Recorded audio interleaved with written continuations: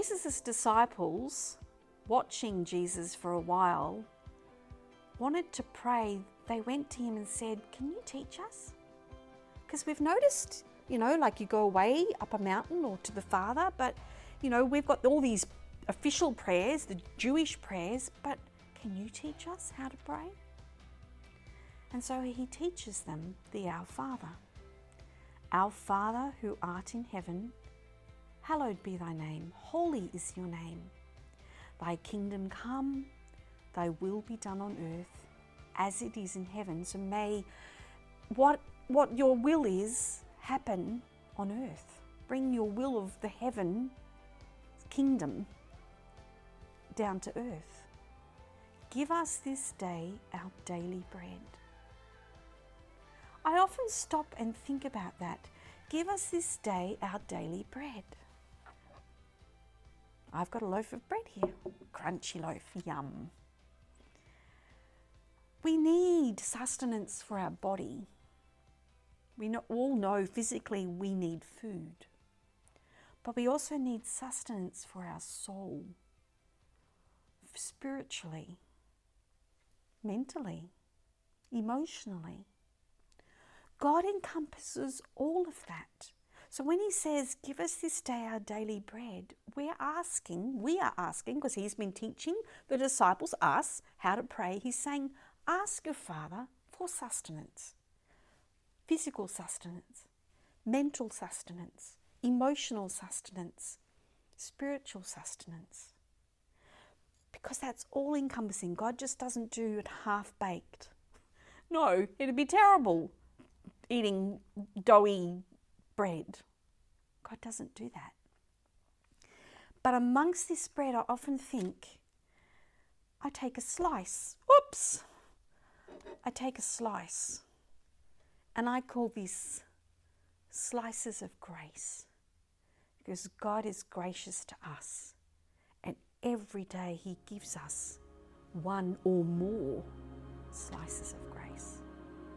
These stories that are to follow, this is an example in our life today, slices of grace that God has sent to people.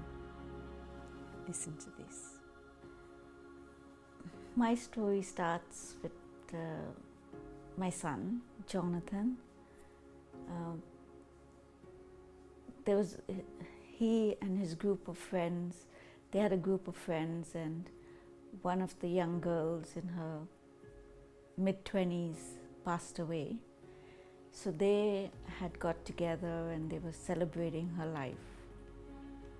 The next morning, Jonathan was driving, they were going for breakfast, and Jonathan was behind the wheel, and they got pulled over, making a left turn, and they were stopped by the cops, and he was given a breathalyzer, and he was still over the limit the next morning.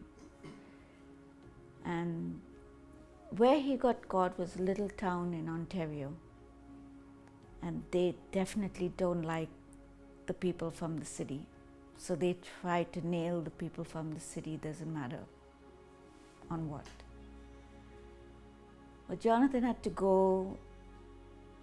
He was given a summons to appear in court, and I was very nervous. I'd called Ashley, told him to pray for Jonathan, and I prayed a lot, prayed and from a little girl I've always believed in my guardian angel, so I prayed to my guardian angel, infant Jesus, to help. But wherever I could knock the heavens down. And I drove him for his court date. We drove out of, it was like 3.5 hour drive out of the city to where he had to go. And his lawyer was there. 9 o'clock was his time. 9 o'clock passed, 10 o'clock passed, 11 o'clock passed. So I went in, I was just praying in the parking lot that whatever happens, help him. If you have to have a miracle, let there be one now. I went in about 11 o'clock and he was sitting outside, and I said, have you been in yet? He said, no. And I said, what happened? He said, well, the cops don't have the paperwork, and the judge has given them, the prosecutor has given them time and to find the paper, to bring the paperwork to the courts. Like she was out and out to nail Jonathan. And if he had to get prosecuted, it would have been 3 months, which I was so afraid of. Anyway, I went back out again and I sat down because I was a nervous wreck. He said, Mom, don't sit around me, go. I went out, sat down, and I kept praying, and I just prayed for a miracle. I just said, it has to happen. I just prayed. And 12 o'clock came by, 1 o'clock, 2 o'clock, I went back in. Jonathan was in the court with the judge and the prosecutor. And he came out and he says, Mom? I said, what? I said, what happened? He says, been thrown out. I said, why? He said, the police lost the paperwork. It's unbelievable that they had lost the paperwork. It's like, I thank God, he literally heard my prayers. And if I had a miracle that day, that was an answer to my prayers. Because there was no way that they could have lost paperwork like that. I'm part owner of a large restaurant right in the middle of Sydney, right on the harbour. And about 3 or 4 years ago, the government decided to put the light rail in, which meant huge disruptions to businesses right from Randwick, right through the city, right up to where we are at Circular Quay. And you know, there were jackhammers going in the middle of the night, right through the evening, so our sales dropped dramatically. And we petitioned the government to give us some assistance in our rent, with our rent, because the government is our landlord, State Rail. And they kept saying no, no, no, no. And one day, and this is no after providing them with all the figures and to show how business has declined because of all the work that's been going on, and they still said no. They said that they think about it and they studied the figures and they said no. It's not just my business, but a lot of other businesses along the line in Sydney. So this one day I was in the office, and we've got a lot of staff, male managers and women managers, and we have a lot of homeless people coming into our restaurant to use our bathrooms, and traditionally they make quite a mess of it. So as soon as the staff see homeless people, they know that they're going to make a mess, so they tell them, look, don't use our bathrooms, there's public toilets downstairs, go and use that outside the restaurant. So this one afternoon there was no male managers in the restaurant, and the women came and got me out of the office, and they said, oh, there's a homeless guy in the bathroom, you've got to get him out. So you have to get him out, you know, he's a mess. And I said, oh, okay, not knowing what to expect. And they were all standing outside the bathroom waiting for me to kick him out. So I walked in, and there was this guy. He had long white hair. He was sitting on top of the sink with his feet in the sink, and the water was running, and he was just cooling himself off. When I saw him, I just was filled with compassion, and I said, look at, and you know, look at this poor guy, I can't kick him out.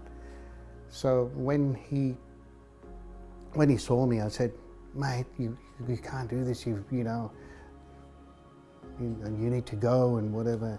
And he didn't talk, he just was just had a few gestures, and what he was trying to do was just change his socks. And he had bought a new pair of socks, or someone had given him a new pair of socks. So he had got the old ones off, and they were filthy, and they were just lying on the floor.